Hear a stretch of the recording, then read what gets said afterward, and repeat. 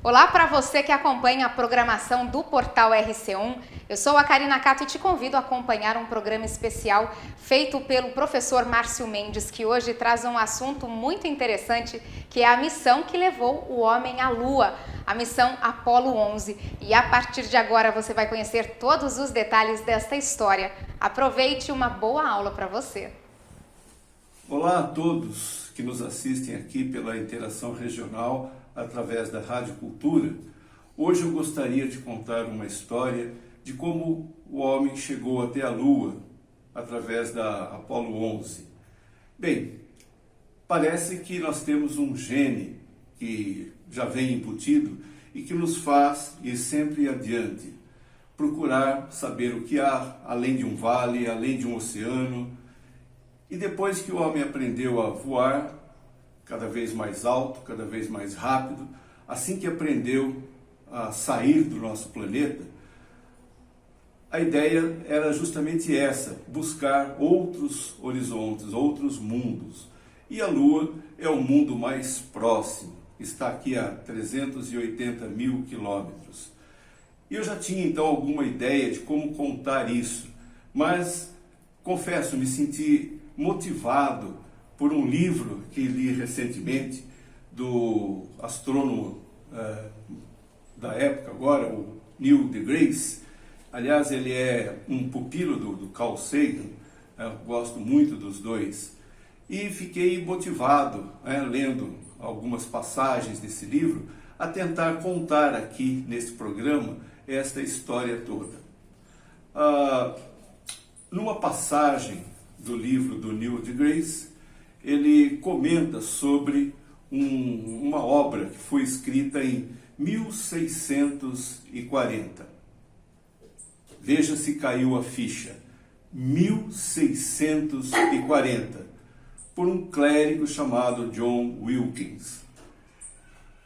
Nesse trabalho, ele escreve o seguinte, eu vou ler aqui o trechinho, porque não vou conseguir traduzir com as mesmas palavras que ele escreveu. Vejam que interessante. Numa obra chamada Discovery of a World in the Moon, a descoberta de um mundo na Lua, John Wilkins escreveu: afirmo seriamente e com boas razões que é possível construir uma carruagem voadora, a que um homem nela sentado possa imprimir um movimento que o transporte pelo ar. E ela talvez possa ser construída, grande o bastante, para carregar vários homens ao mesmo tempo. Vemos um grande navio flutuar tão bem quanto uma pequena rolha.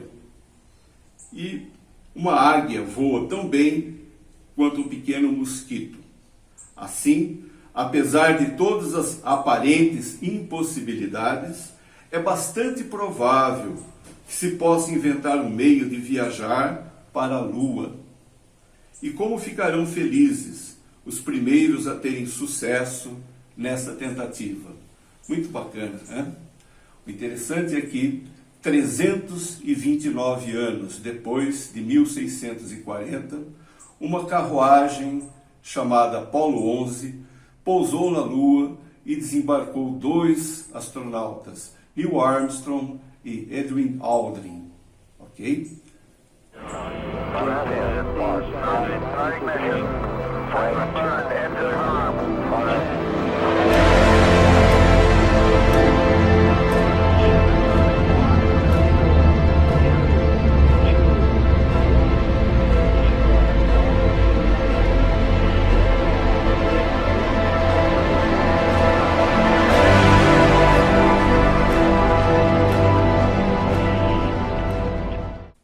Para fazer a viagem à Lua, existe uma longa história na criação dos foguetes, vamos dizer, desde a invenção da pólvora, mas é muita coisa para se colocar aqui.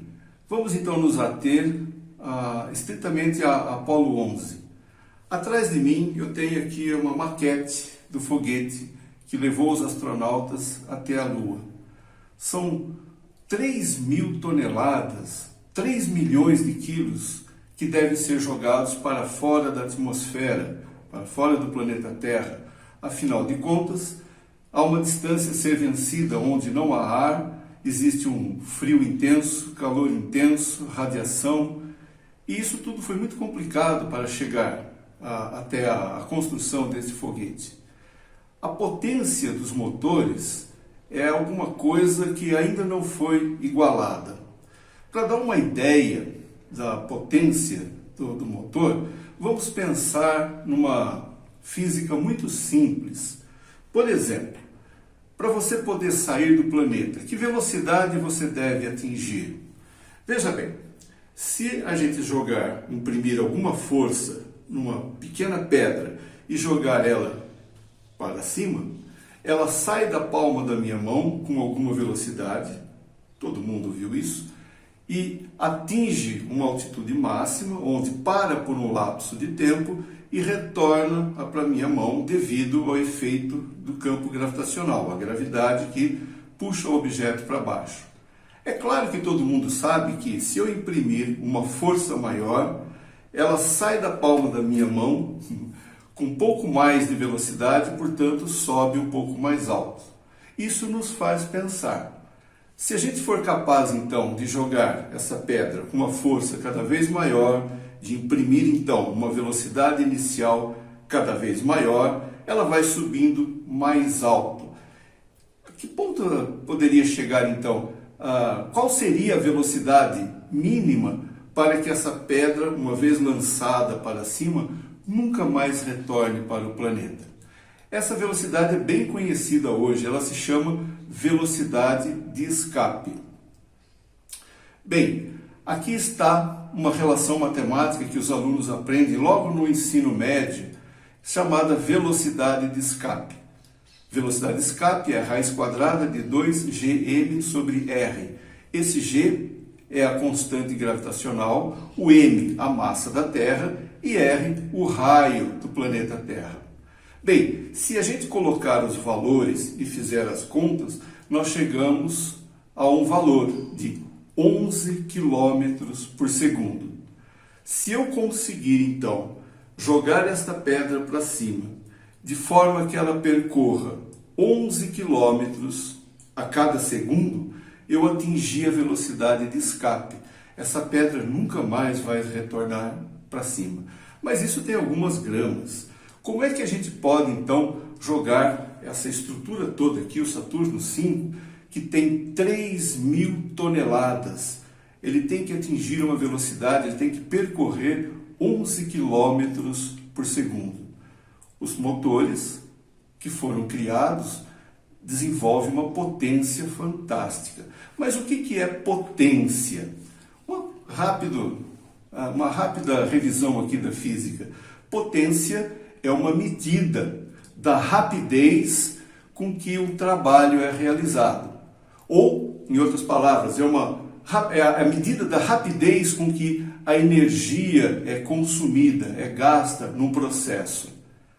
Só para vocês terem uma ideia, uma das primeiras aeronaves a voar, tenho aqui uma maquete muito simples dela, vou aproximar.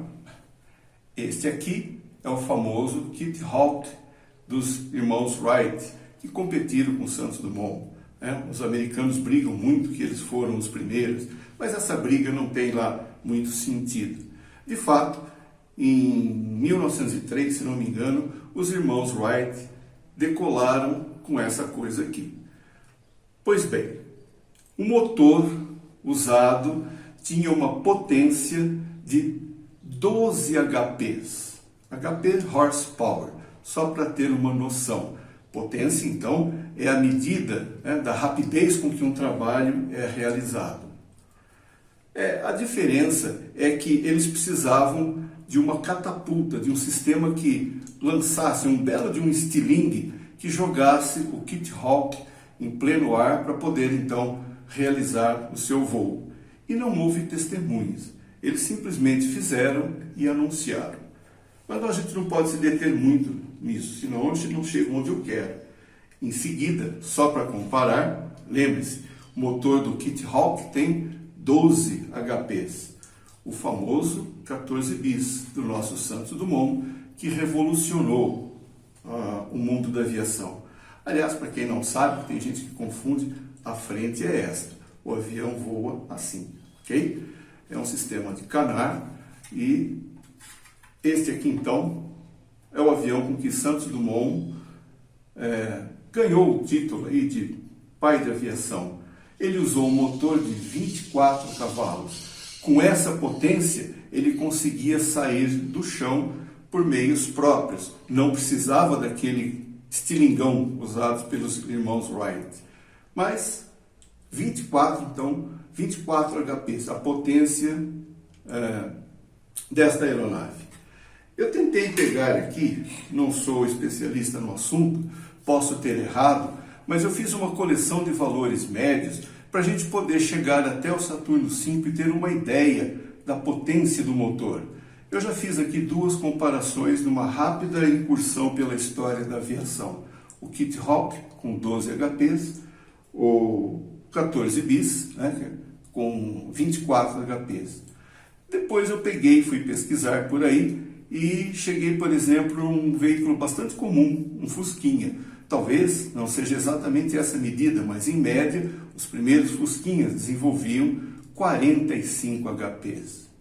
Um pouco mais tarde, com um carro bastante popular aqui, um Fiat, também um carrinho que desenvolvia aí a faixa de 65 HPs. Está crescendo, ok? Depois eu peguei uma Ferrari de Fórmula 1, um carro de corrida de Fórmula 1, e cheguei a 800 CV, cavalo vapor. Opa, não era HP? Acontece que HP e CV, cavalo vapor, é praticamente a mesma coisa. A gente sabe hoje que 1 HP equivale a 1,014 CVs. Portanto, a diferença é muito pouca. E por que essa diferença? Porque existem diversos tipos de sistemas para se medir a potência. E não existe nenhuma regra que determine qual delas deve ser usada. Elas são mais adequadas num caso ou em outro. Mas então, no caso da Ferrari, 800 CV, que é mais ou menos 800 HP. Em seguida, eu escolhi uma outra aeronave para título de comparação, que é uma aeronave bem brasileira, o Super Tucano. Está aqui uma maquete dele. Okay? O Super Tucano, ele desenvolve com um motor 1.600 HPs. Vamos lembrar do Santos Dumont, 24 HPs. E Super Tucano com 1.600 HPs. Dá para ter uma noção, né, de que cada aeronave dessa é capaz de fazer com potências tão diferentes assim. Pois bem, depois pensei numa turbina de avião. Existe uma diversidade delas e, obviamente, diversos valores para potências, mas uma média. Eu encontrei 110 libras-força. Opa, de novo, a gente estava falando em HP e CV, cavalo vapor, e agora libras-forças. Mas eu converti essa medida. Em termos de cavalo vapor, a turbina, uma turbina com potência média, chega a 165 mil cavalos de vapor. Nós começamos lá com o Kitty Hawk dos irmãos Wright, com 12 HP. Já estamos falando de um veículo, né, com turbinas de avião com 165 mil HPs. A mudança é bastante grande, num espaço de tempo muito curto. Então, os motores do Saturno V, só o primeiro estágio são 5 deles. Estes são os motores do Saturno V. Essa foto é minha mesmo. Eu fiz essa foto em dezembro de 2015, quando visitei o complexo de visitantes da NASA, e foi uma visita muito especial, porque pela primeira vez eu levei o meu filho. Estes aqui então são os motores do Saturno V. Em seguida, na outra imagem, nós vemos o criador desses motores, Dr. Wernher von Braun. A foto está um pouco deformada, vocês vejam que a altura do von Braun está um pouquinho deformada, então os cones desses motores são um pouquinho maiores, um pouquinho mais gordos, vamos dizer assim. Mas aí estão os 5 motores. Repare que cada um deles é capaz de comportar, cabe dentro dele, para ter uma ideia, um Fusquinha. São 5 deles. E qual seria a potência desses motores? O que faz com que o foguete consiga então ser lançado a partir da Terra e sair da nossa atmosfera?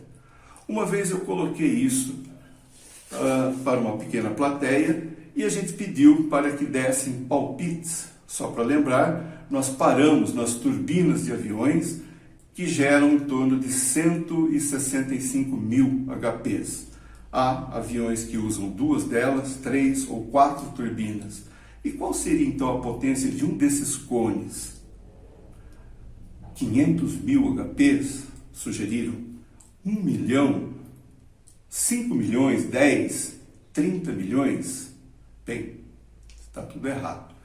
A potência de cada um desses motores é de 180 milhões de HPs.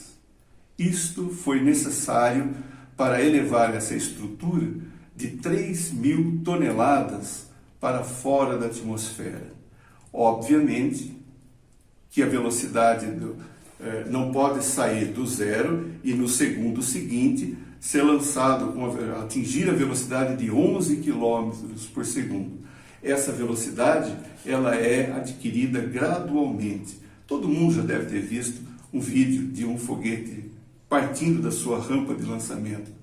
Ora, ele começa o movimento bastante lento, até o topo da sua torre, né?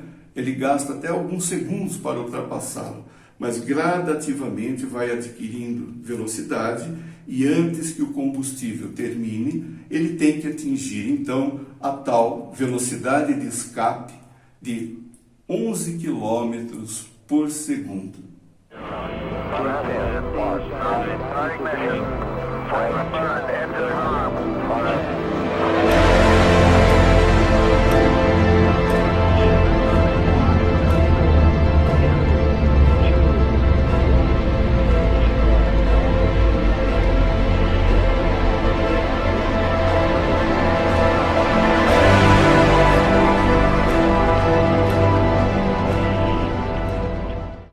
Bem, eu trouxe um pouco aqui para perto a maquete do Saturno V.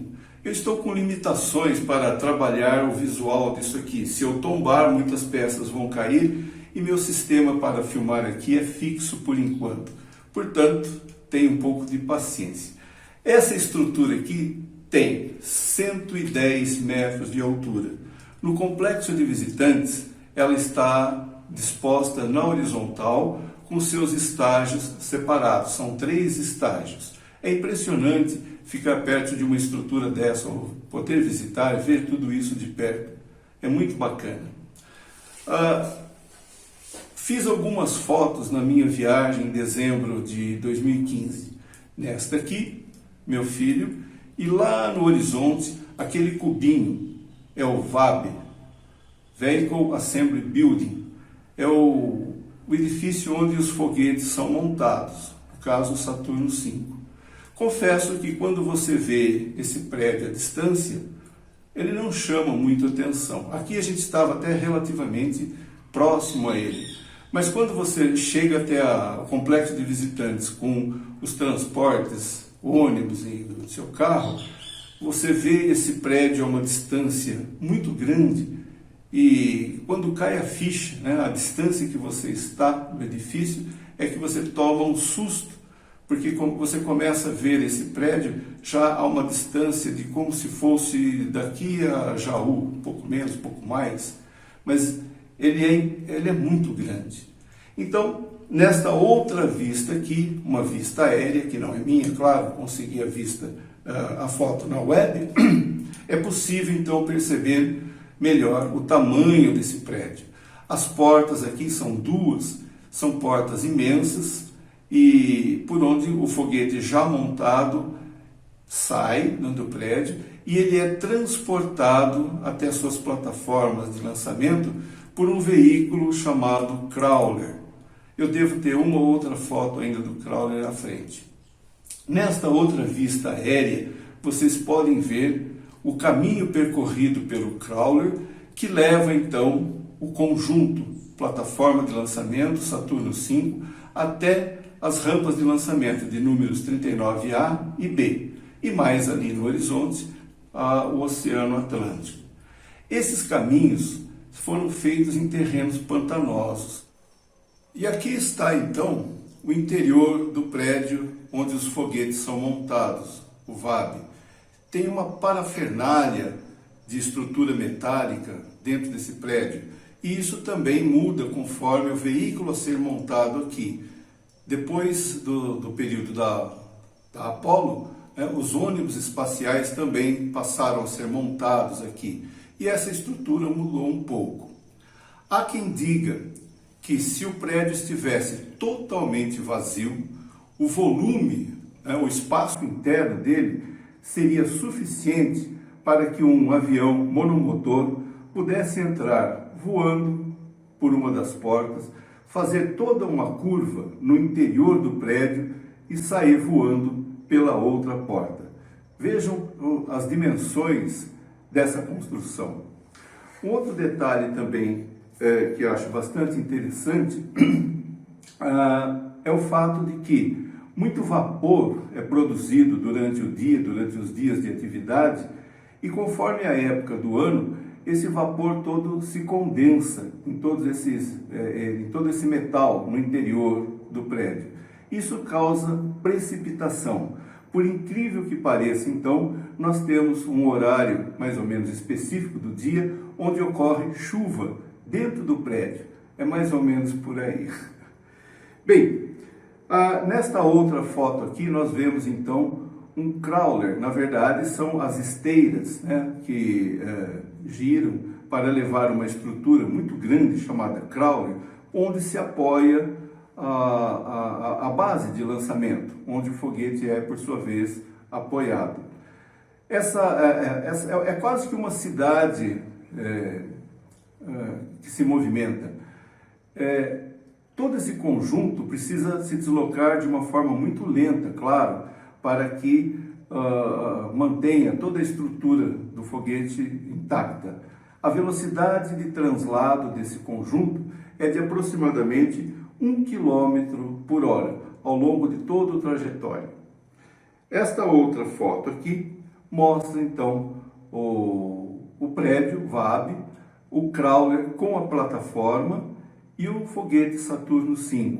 Repare que há diversas vias, assim que o foguete sai, há diversas vias que levam então todo esse conjunto até as plataformas de lançamento. Como o terreno é pantanoso, essas vias, todas elas têm pelo menos 4 metros de profundidade, com concreto, pedras, chapas de aço, tudo isso para poder suportar então o peso do conjunto todo. Finalmente, vamos para a tripulação. Afinal, quem foram os tripulantes da Apollo 11? Nesta foto aqui estão os tripulantes em seus trajes civis, ao fundo o rollout do conjunto Saturno V. Da esquerda para a direita, então, o comandante Neil Armstrong. Ao centro, o piloto do módulo de comando Michael Collins.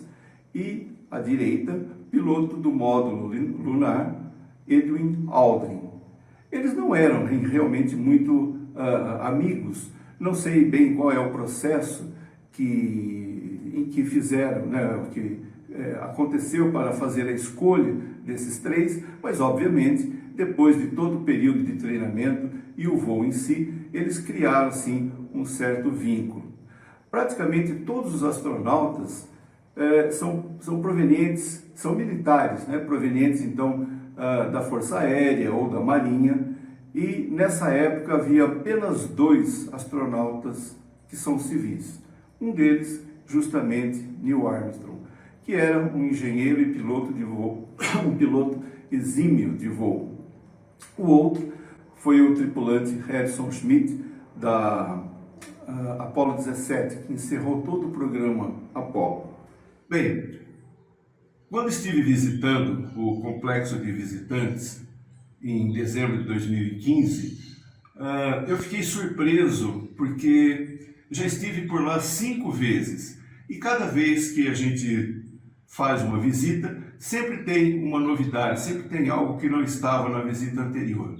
Nessa visita eu me surpreendi porque o furgão que transporta os astronautas desde o local do seu preparo até a base de lançamento, a rampa de lançamento, estava lá. Então eu pude vê-lo e constatar, comparar com as fotos da época dos astronautas, que tudo aquilo realmente aconteceu. Bem, na época dos lançamentos anteriores, dos projetos Mercury e Gemini, os astronautas tinham uma casa-reboque, né, onde eles eram preparados, mas eles eram levados até o local onde estava o foguete, ali na sua rampa de lançamento, onde eram então preparados. Mas no caso da Apollo, tudo muito mais grandioso, tudo muito mais complexo. Eles são preparados, né, num local que depende então do transporte com este furgão. Vejam aqui a minha foto. No interior do complexo de visitantes, você pode vê-lo atualmente. Quando olhei para o interior, pude constatar então as marcas do tempo. O cromado, na direção, por exemplo, já tem as marcas de desgaste. A parte de trás tem fica um vidro, né, vedando a entrada, mas você pode ver onde os astronautas se acomodaram, nos 3 assentos da direita. À esquerda ficam alguns técnicos. E nesta outra foto aqui, da época do lançamento, os 3 astronautas então acomodados no furgão. Bem, nessa data de 16 de julho de 1969, eles foram acordados por volta das 4 horas da manhã e se dirigem então a uma sessão de exercícios. Quando eles chegam no local, há uma enfermeira já velha, conhecida deles, porque ela atua desde a época dos primeiros astronautas. Trata-se da Dee, né? Era como era chamada. É uma pessoa bastante enérgica, mas muito bem-humorada.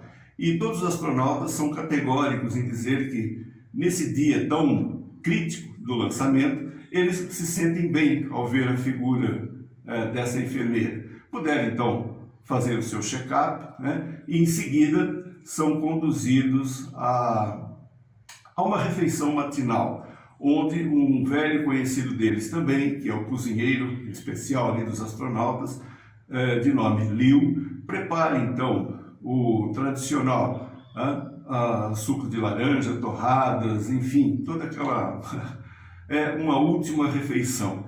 E essa última refeição, como tudo é cronometrado, ela é feita na presença do chefe dos astronautas, Dex Layton, que também é um astronauta, mas ele foi afastado por problemas médicos. E ele se transformou então no chefe dos astronautas. E ele programa isso muito bem. Eles têm 23 minutos para fazer esse lanche. Durante esse café da manhã, né, também é contratado um artista que faz ali a parte de arte da NASA, né, faz o desenho então dos astronautas durante o café da manhã. Depois, um último check-up, e eu me surpreendi muito com essa rotina que li no livro do próprio Michael Collins, chamado Fogo Sagrado. Ele conta ali, e depois de feito todos esses procedimentos, logo depois que ele é acordado, aliás, é uma noite que ele considerou mal dormida, porque imagine, você tem pela frente um lançamento, você vai ser lançado para fora do planeta Terra. Quem é que dorme bem nessa noite? Mas enfim, todos eles eram veteranos, já tinham passado por isso, mas ele teve uma noite que não dormiu muito bem, ele confessa. Ainda mais assim, é a primeira viagem para a Lua, né? Então nesse livro ele comenta, né, que depois de ter escovado dentes, ele arrumou tranquilamente a sua bagagem, porque ele já estava ali há dias isolado da família e de todos, aquele problema todo de isolamento para não pegar nenhuma infecção, nenhum vírus de última hora, coisas desse tipo, e ele embala tudo e coloca o endereço para devolução em sua residência e outra parte da sua bagagem para ser entregue, então, no laboratório de recepção lunar, onde eles teriam, então, que passar por uma quarentena. Aliás, falar em quarentena hoje em dia, né, todo mundo sabe o que é isso. Em seguida, então, eles vão para o preparativo, né, a sala onde eles são vestidos, aqueles trajes complexos e pesados. No caso da Apollo, esse traje tem camadas. Eu não tenho uma foto aqui da primeira camada, mas é uma vestimenta, tipo um colante de plástico, e nesse colante tem toda uma serpentina que envolve tórax, braço, pernas, e por ali circula água. Essa água ela é conduzida, retirada daquela mochila nas costas. E essa água passa então por um aquecimento ou resfriamento conforme a necessidade.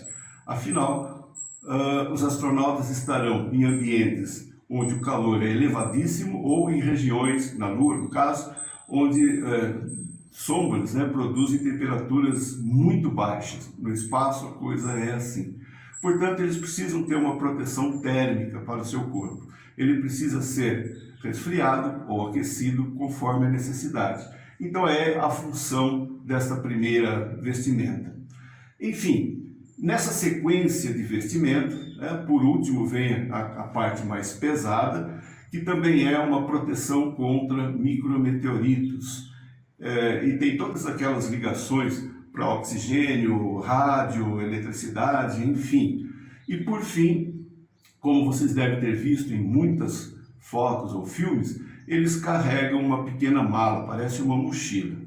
Mesmo no livro do Michael Collins, ele conta isso muito bem, porque ele diz ali que quando colocam o capacete, que parece mais um aquário, uma bolha de vidro, você está totalmente isolado, é o momento que você se isola totalmente do mundo exterior.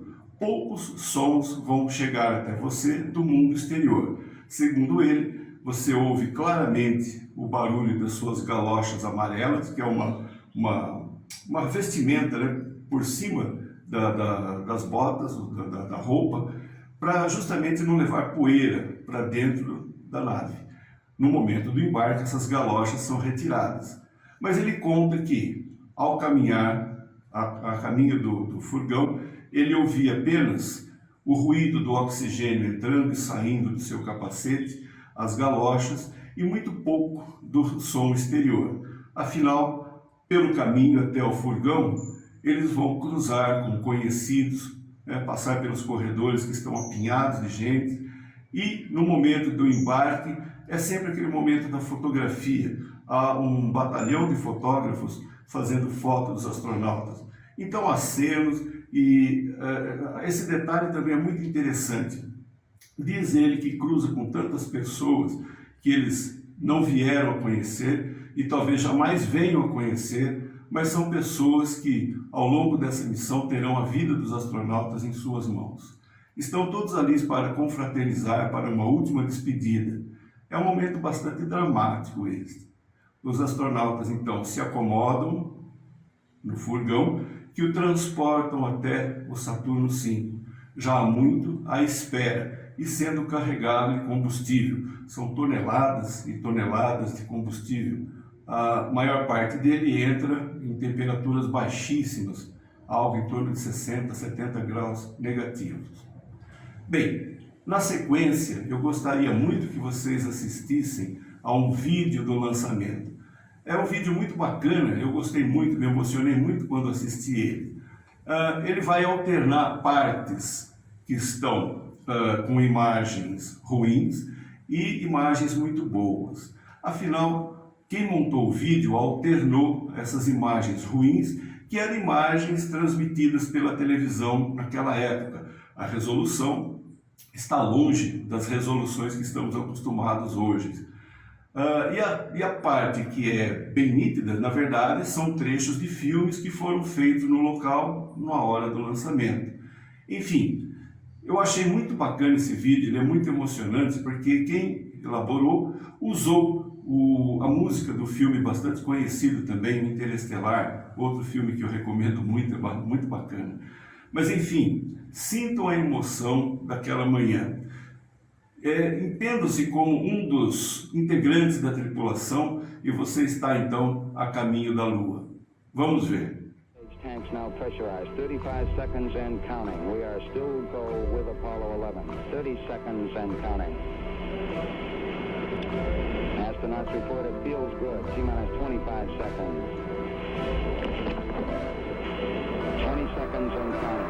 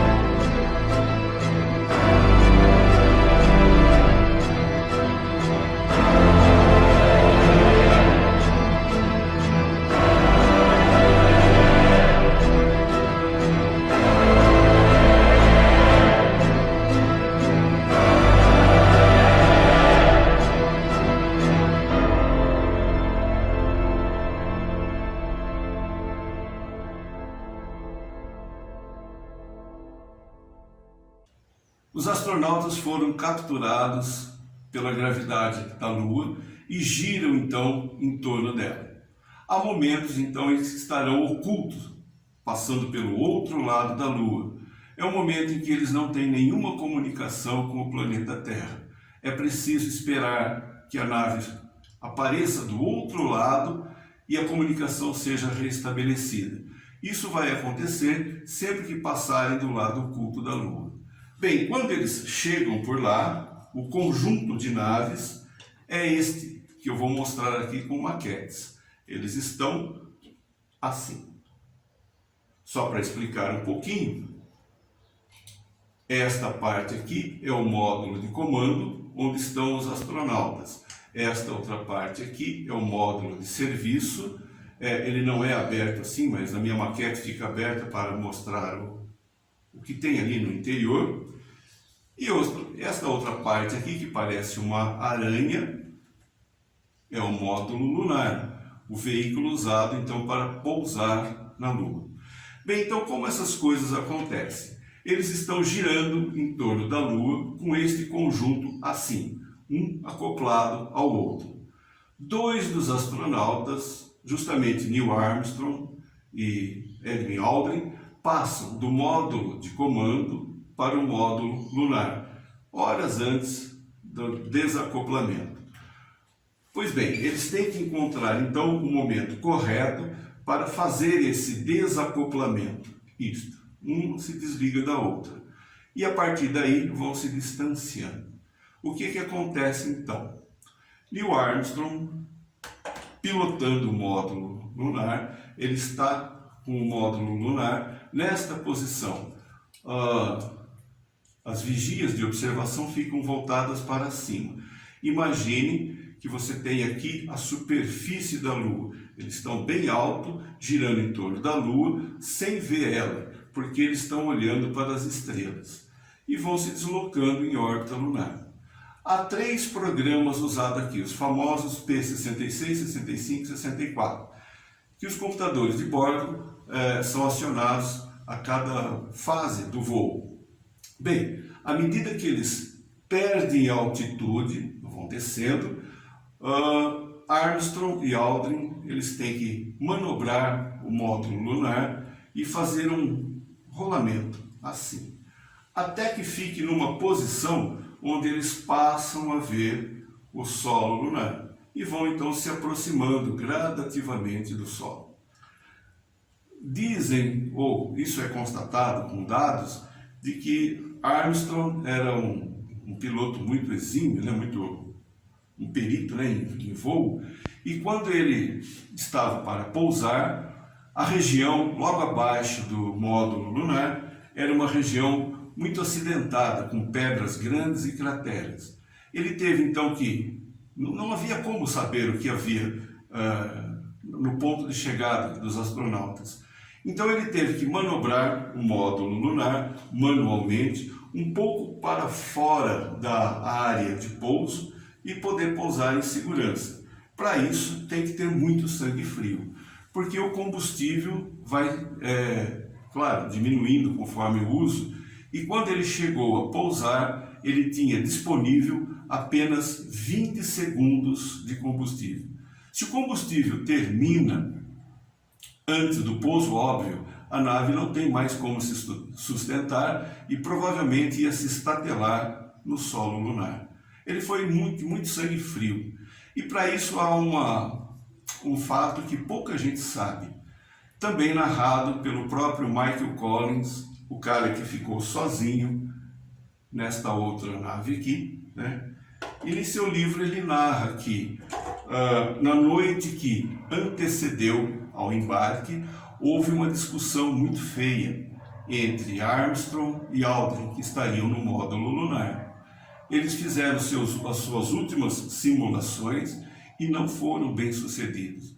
Houve uma discussão entre eles. Até recentemente, lendo na internet uma página do próprio Michael Collins, alguém perguntou para ele: ora, mas Armstrong era o comandante, Aldrin, o piloto do módulo lunar. Então, por que precisa dois para pilotar essa máquina? Justamente essa foi a resposta do Michael Collins, porque ela é muito complexa. Ela precisa de dois motoristas, vamos dizer assim, entre aspas. E houve essa discussão, então, entre Armstrong e Aldrin, justamente com os detalhes técnicos, né, quanto à pilotagem dessa máquina complexa. E nessa última simulação, eles não obtiveram sucesso. O módulo lunar teria então se espatifado em solo. Isso gerou uma discussão muito séria entre eles e o próprio Collins afirma que se retirou, foi dormir, né?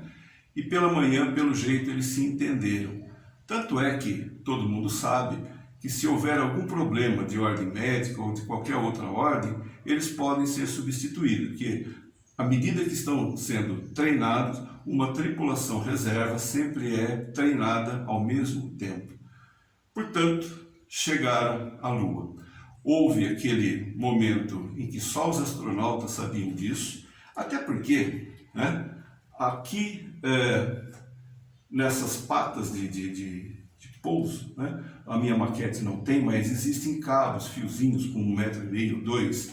Na verdade, são sensores. Quando aquilo toca o solo lunar, transmite um sinal para o piloto e ele sabe então que estão a frações de segundos do solo e é o momento então de cortar os motores. Eles estariam pousando em segurança. Bem, houve então aquele momento de silêncio. Eles acabaram de pousar. E o pessoal aqui na Terra, vivendo toda aquela tensão, que será que aconteceu? Deu certo? Não deu? Até que Armstrong anunciou as palavras, essas aqui da foto. Houston, aqui é base da tranquilidade. A Águia pousou.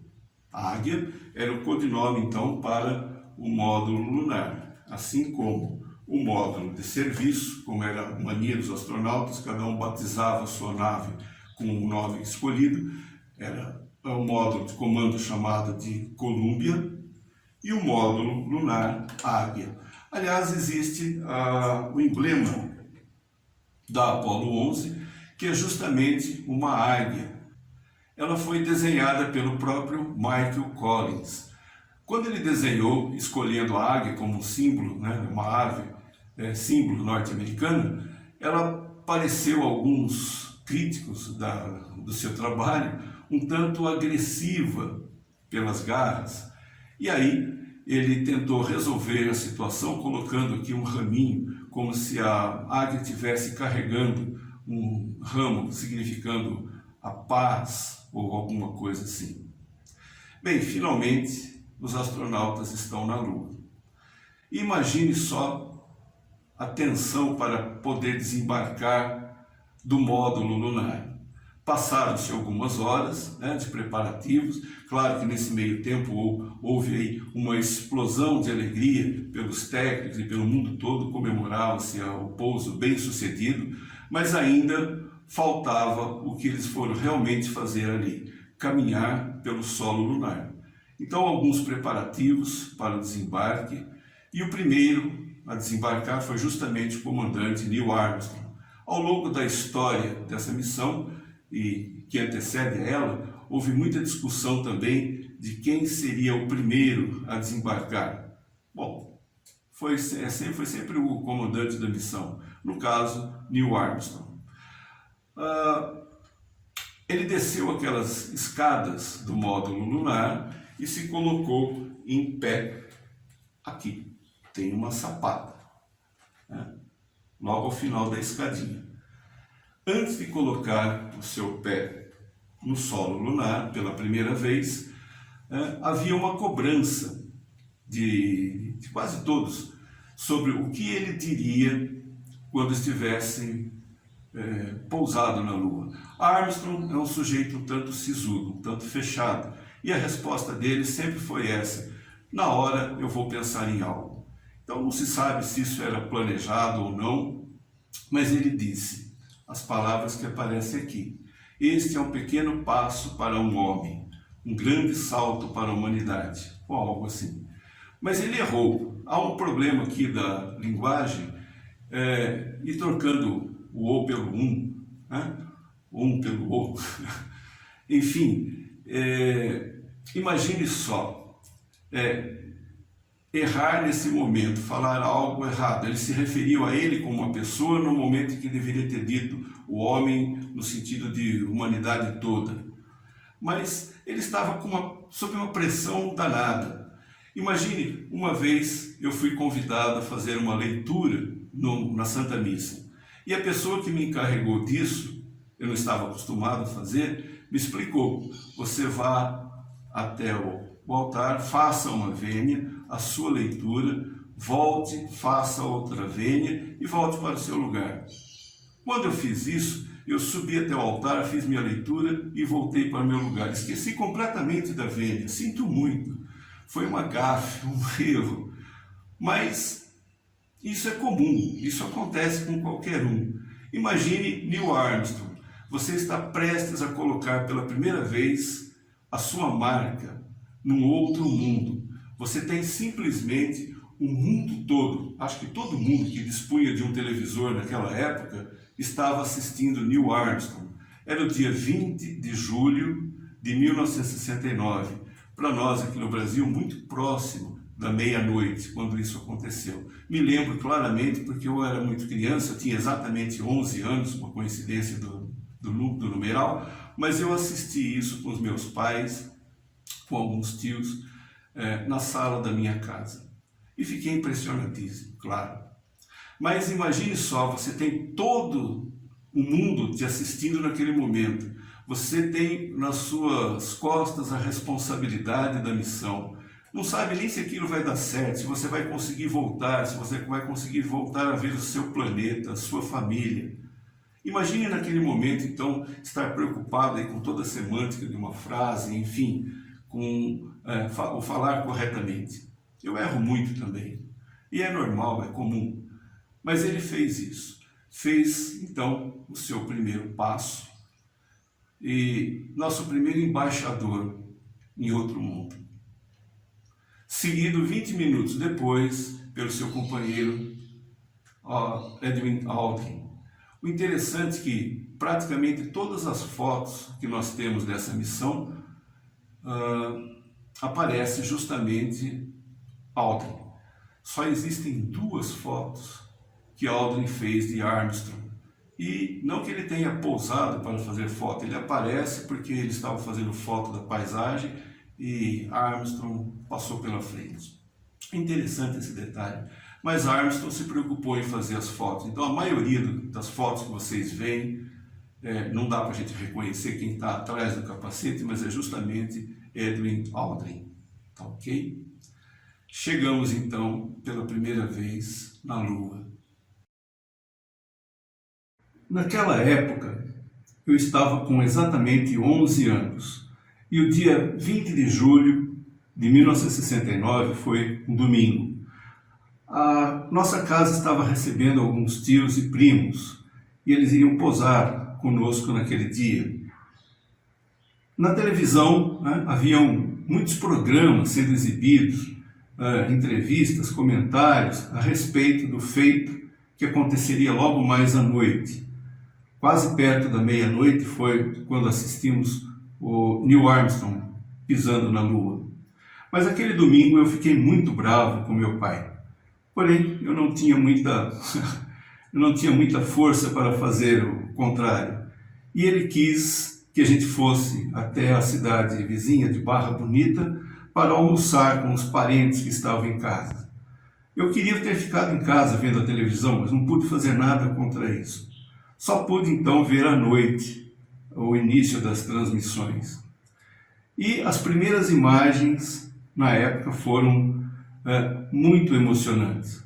Vistas hoje, talvez sejam até decepcionantes, porque eram imagens borradas, eram imagens quase que fantasmagóricas. Mas acreditem, na época ninguém contestou isso. Talvez até por conta dessa má qualidade, um ou outro hoje tenha até duvidado que o homem tenha ido até a Lua. Mas é preciso entender que nós estamos numa época em que nós nos acostumamos com as imagens do tipo HD, as de alta definição. Os aparelhos hoje, óbvio, nem se compara com o que existia na época, 50 anos atrás. Portanto, naquela época, as imagens nítidas vieram de filmes e fotos feitos pelos próprios astronautas. As imagens que foram transmitidas com equipamento, não diria de baixa qualidade, mas é o que havia de melhor para aquela época. Foi instalada então uma câmera externa ao módulo lunar, que acionada nos permitiu ver, num enquadramento até meio problemático, aquela figura fantasmagórica de Neil Armstrong descendo pelas escadas e pisando na Lua pela primeira vez.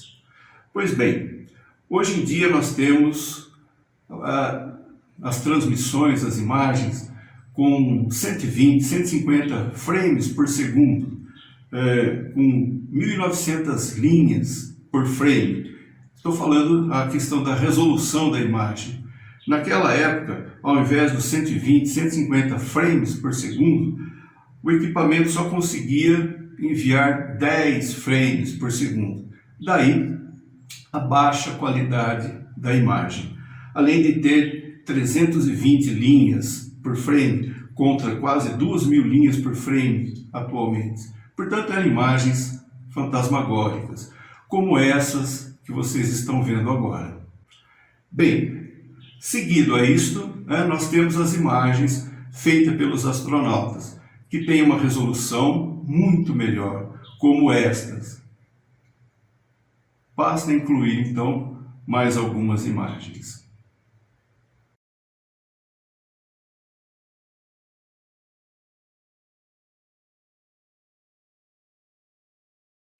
Mas afinal, o que os astronautas foram fazer na Lua?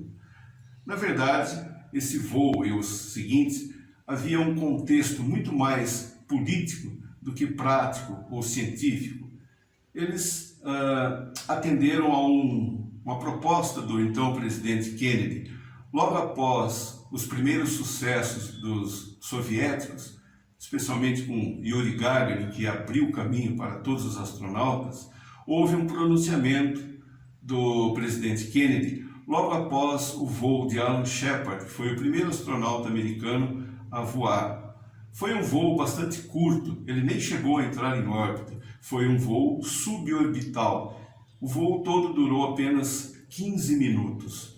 Bem, nessa época, já já estavam em segundo lugar, porque de fato os soviéticos na época começaram antes dos norte-americanos, mas o presidente Kennedy fez o seu famoso discurso e a proposta de que a nação, os Estados Unidos, estaria desembarcando homens na Lua antes do final da década de 60. De fato, pousamos na Lua em julho de 1969. Aliás, em novembro de 69 ainda, já pousava também a Apollo 12. A 13 não chegou a pousar, mas a 14, a 15, a 16, a 17, quando o programa Apollo foi então encerrado. Bem, mas afinal, o que é que eles foram fazer lá? Primeiro, cumprir então esta meta mais política do que científica. Mas já que estamos lá, vamos colher amostras. Trouxeram dezenas de quilos de rochas lunares, instalar um refletor laser, um coletor de partículas do vento solar, sismógrafos, outros mecanismos, outros aparatos para estudar a Lua.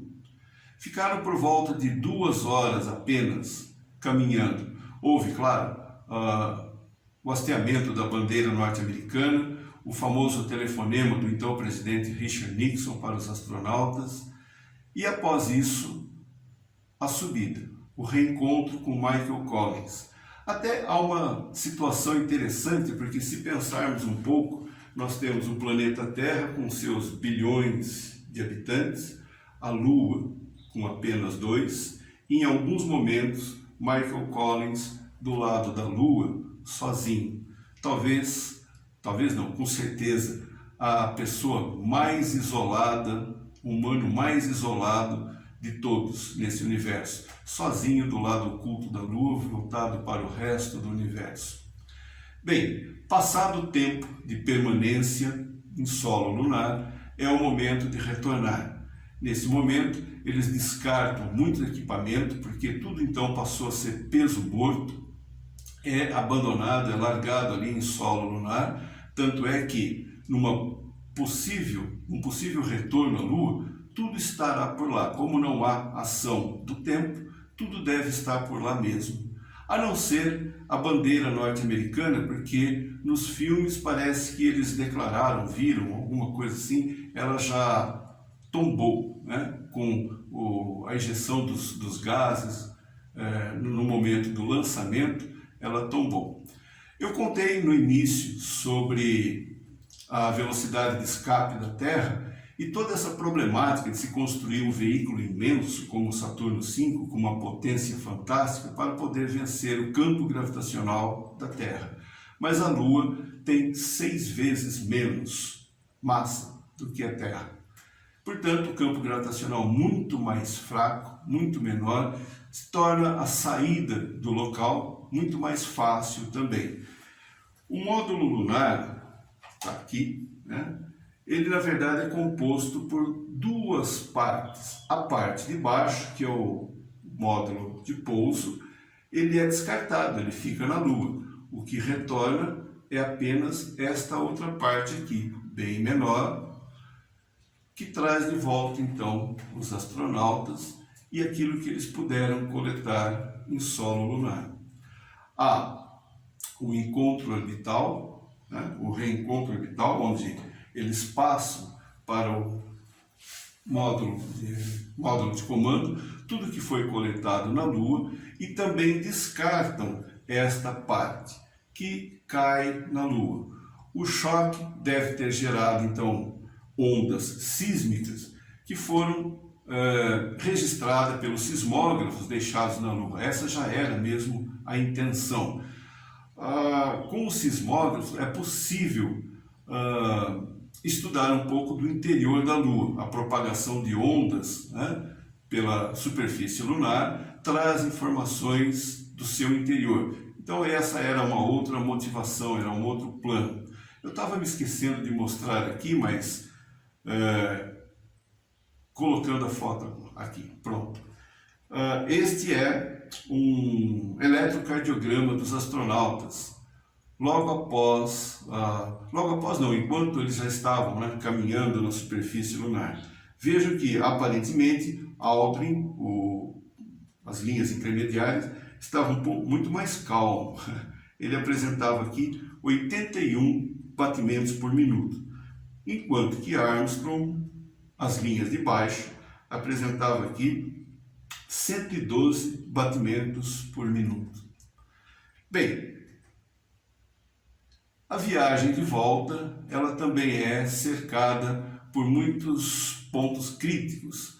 A saída do solo lunar já é um problema porque existe apenas um motor, né? Está aqui embaixo. E se ele não acender, se ele falhar, nada de volta.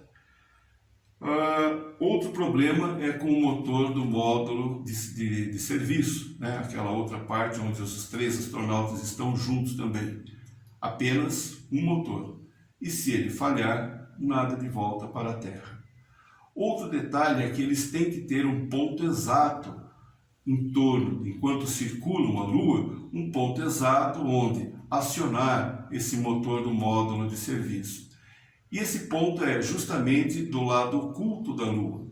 Então espera-se, né, é o momento em que não há comunicação entre os astronautas e a Terra, e existe toda aquela tensão quando os astronautas reaparecerem pela borda da Lua, né, para saber se o motor teve sucesso ou não. Portanto, mais um momento de muita tensão. No caso da Apollo 11 e de todas, graças a Deus, sempre deu certo. Os motores cumpriram seu papel direitinho.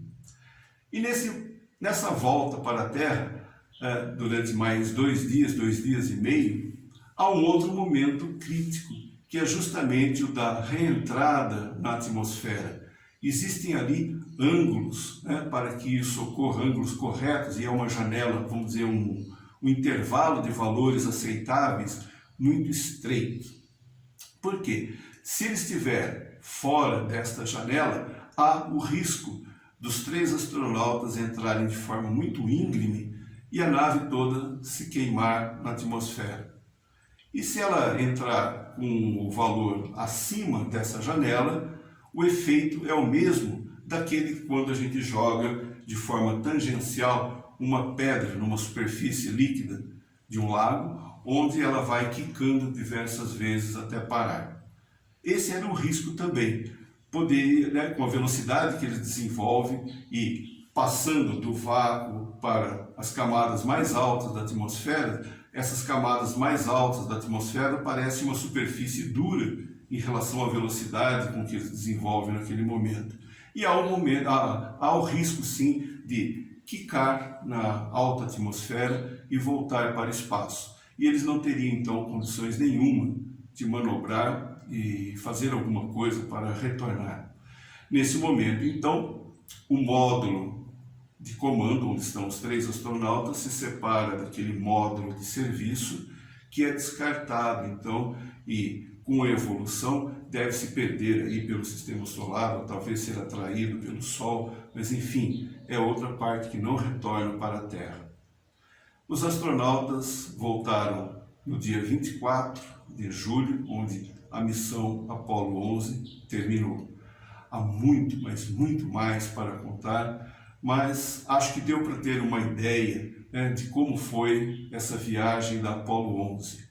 Eu não vou entrar em detalhes aqui daquele tipo, onde aquele pessoal que ainda coloca dúvida que o homem realmente esteve na Lua. O interessante é que eles só pegaram no pé do pessoal da Apollo 11. Ninguém fala nada sobre a 12, nem a 14, 15, 16. Ora, eles foram à Lua.